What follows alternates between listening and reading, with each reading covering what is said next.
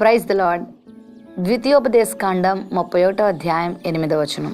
నీ ముందర నడుచువాడు యెహోవా, ఆయన నీకు తోడయుండును, ఆయన నిన్ను విడువడు, నిన్ను ఎడబాయుడు. భయపడకుము, విస్మయముందకుము. దారి తెలియనప్పుడు మన ముందర ఎవరైనా తెలిసిన వారు నడుస్తున్నారనుకోండి, మనకి ఎంత బాగుంటుందో కదా, మనకి ఎంత ధైర్యంగా ఉంటుందో కదా. నాకేమీ తెలియకపోయినా పలానా వ్యక్తి నాకు దారి చూపిస్తున్నారు అని మనం ఎంతో ధైర్యాన్ని కలిగి ఉంటాం, అని మనం ఎంతో ఆనందిస్తూ ఉంటాం. మరి ఈ లోక జీవితం కూడా మనకు తెలీదు, రేపేమి సంభవిస్తుందో మనకు తెలీదు. తల్లి గర్భంలో మనల్ని పిండంగా రూపించి మనిషిగా చేసి ఈ లోకానికి పంపించింది దేవుడే. పుట్టించిన దగ్గర నుంచి ఈ రోజు వరకు మనల్ని నడిపించింది దేవుడే. ఇక ముందుకు కూడా మనల్ని నడిపించేవాడు కూడా ఆయనే. నీ ముందర నడుచువాడు నీ దేవుడని యెహోవా అనేటువంటి మాట మనకి ఎంత గొప్ప ధైర్యాన్ని ఇస్తుందంటే, నువ్వు వేస్తున్న ప్రతి అడుగు కంటే ముందుగా ఆ అడుగు ప్రభువారు వేశారు అని అర్థం. అంటే మనకు ముందుగా నడుస్తూ మనకు దారి చూపిస్తున్నటువంటి దేవునిగా ఆయన మనకున్నాడు. మరి ఆయన మనకు ముందుగా ఉన్నప్పుడు ఈ లోకంలో ఉన్నటువంటి పరిస్థితులకి మనం ఎందుకు జడియాలి, మనం ఎందుకు భయపడాలి, రేపటిని గురించి మనం ఎందుకు చింతపడాలి? ఆయన మనకు తోడై ఉండే దేవుడై ఉన్నాడు. యుగ సమాప్తి వరకు నేను మీకు తోడుగా ఉంటాను వాగ్దానం చేశాడు. ఒకవేళ నీ జీవిత యాత్ర కష్టాల భరితంగా ఉందేమో, అరణ్యదారిగా ఉందేమో, చీకటితో నిండి ఉందేమో, ఒకవేళ భయకంపితంగా ఉందేమో, నీ మార్గం ఎలా వెళ్ళాలో ఎటు వెళ్ళాలో తెలియకుండా ఉందా? అయితే ఒకటి గుర్తుపెట్టుకో, నీ ముందర ప్రభు ఉన్నాడని. నువ్వు ఆయన రక్తంతో కడుగబడిన బిడ్డవైతే, నువ్వు ఆయన ఆశ్రయించిన బిడ్డవైతే ఆయన నిన్నెప్పుడు విడిచిపెట్టడు, ఆయన నిన్నెప్పుడు మర్చిపోడు. నీ చేయి పట్టుకొని ఆయన నడిపిస్తాడు. నీ ఉద్యోగ జీవితంలో కంగారుగా ఉందా?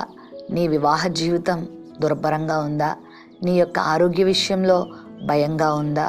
నీ భవిష్యత్తు విషయం అగమ్యగోచరంగా ఉందా? నీ వ్యాపారంలో మెలకువలు తెలియక మోసపోతున్నావా? వాళ్ళు వీళ్ళు నిన్ను మభ్యపెట్టి మోసగిస్తున్నారా? ఎటుపోలు అర్థం కావట్లేదా? నా అంతం ఎలా ఉంటుందో అర్థం అవ్వట్లేదు, నా ముగింపు ఎలా ఉంటుందో అర్థం అవ్వట్లేదు, ఈ విషయంలో నేను ఏమైతానో నాకు తెలియట్లేదని గందరగోళ పరిస్థితుల్లో నువ్వు ఉన్నావా? అయితే ప్రభు నీకు తోడుగా ఉన్నాడు, ఆయన నీ ముందున్నాడు. ఏం భయపడకు, ఆయన నిన్ను కాచే దేవుడై ఉన్నాడు. అలాంటి మోసగాళ్ల నుండి, అలాంటి భయకంపితమైన పరిస్థితుల నుంచి, అలాంటి ప్రమాదకరమైన పరిస్థితుల నుంచి నేను విడిపించడానికి నీ ప్రభు సమర్థుడే అన్నాడు.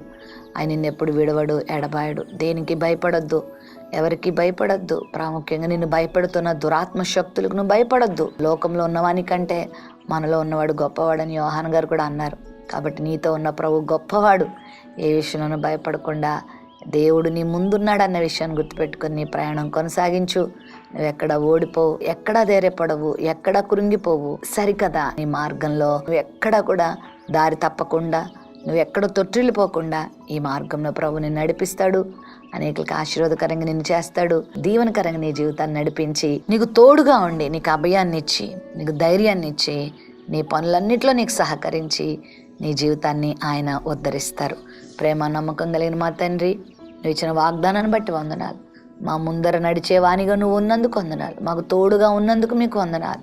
ఈ జీవిత యాత్రలో ఎన్నో కష్టాల నష్టాల మధ్యలో జీవితం కొనసాగుతున్నప్పుడు నీవు మాత్రమే మాకు తోడుగా ఉండి ఆనందాన్ని, సమాధానాన్ని, విజయాన్ని ఇచ్చే దేవునిగా ఉన్నందుకు స్తుతులు చెల్లిస్తూ ఈ వాగ్దానాన్ని బిడ్డల జీవితంలో నెరవేర్చమని యేసు నామములో ప్రార్థిస్తున్నాం తండ్రి. ఆమెన్.